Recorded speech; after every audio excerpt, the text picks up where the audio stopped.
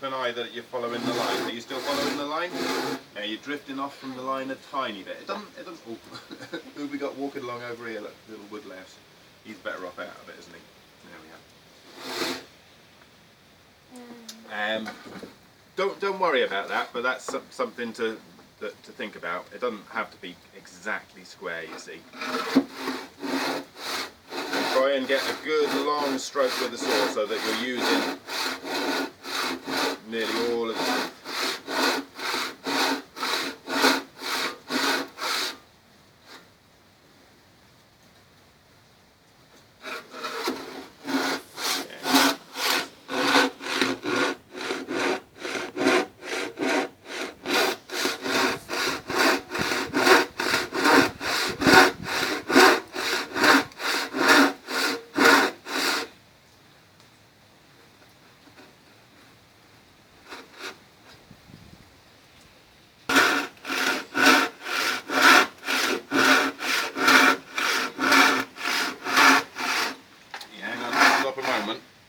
Move a bit of stuff out from behind, so that I've moved it up a little bit now, and we might need to move it up one more time.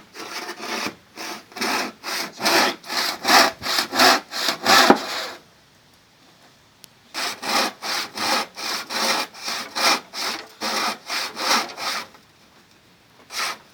And I'm holding this bit so when it comes off, and you hear the sound change just as you get to the last little bit, so you'll know when it's about to come through.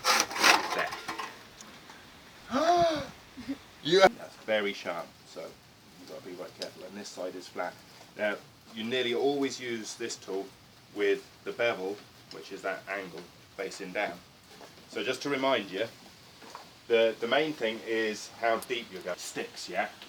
And also, the other important thing is that I'm not going just straight like that. I'm sliding it across, so it's a slicing motion, yeah? Okay? Or your head.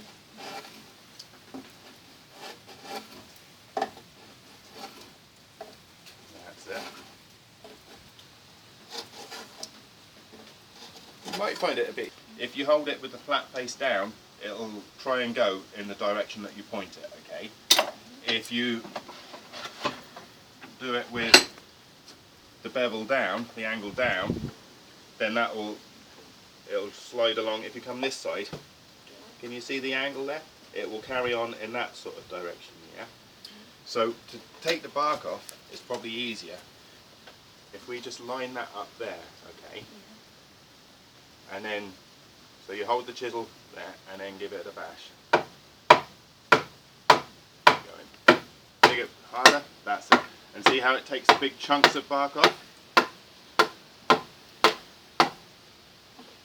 the higher you do it, goes deeper.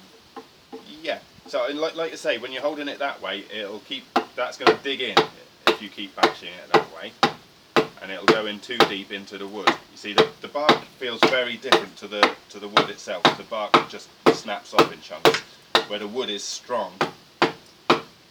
So maybe a mallet. That's the right one, is it?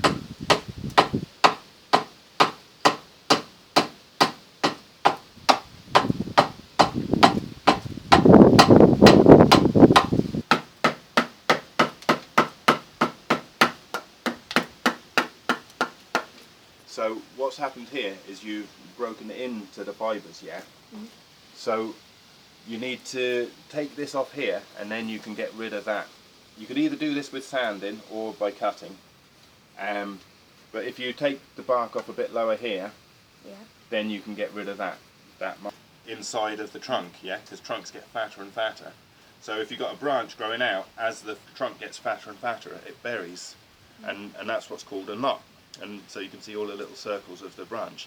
So that, whenever you've got a knot in wood, it completely changes how it behaves. Now most of it, you can see here there's a crack in here, okay? And look, see, if I pull that out, this is all just fibres, little fibres side by side, yeah? Like tons of hairs, yeah? So, a piece of wood will split really easily along those fibres, okay? Yeah? See how it just splits along the line of the fibres. And you can also see, because I used the chisels just following down, And you know when you use a hatchet or something making kindling, it splits off wood, yeah? Now again, this is fairly weak wood, so it kind of split off sideways. Now if we try and do that towards the knot, we'll see that the fibres will then go around the knot, you see? See? Because the fibres have all grown around this branch, yeah? Yeah. So the wood behaves completely differently if you've ever got a knot in a piece of wood. The stuff, Yeah. I tell you what, now it's planing takes a lot. Go straight, we go at a slight angle, yeah? And you'll feel it's hard work. You've really got to put a lot of effort into it.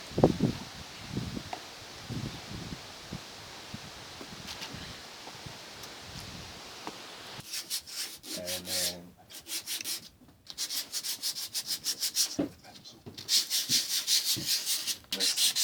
it's beautiful seeing all the grain come out. Very rewarding in some ways, but it's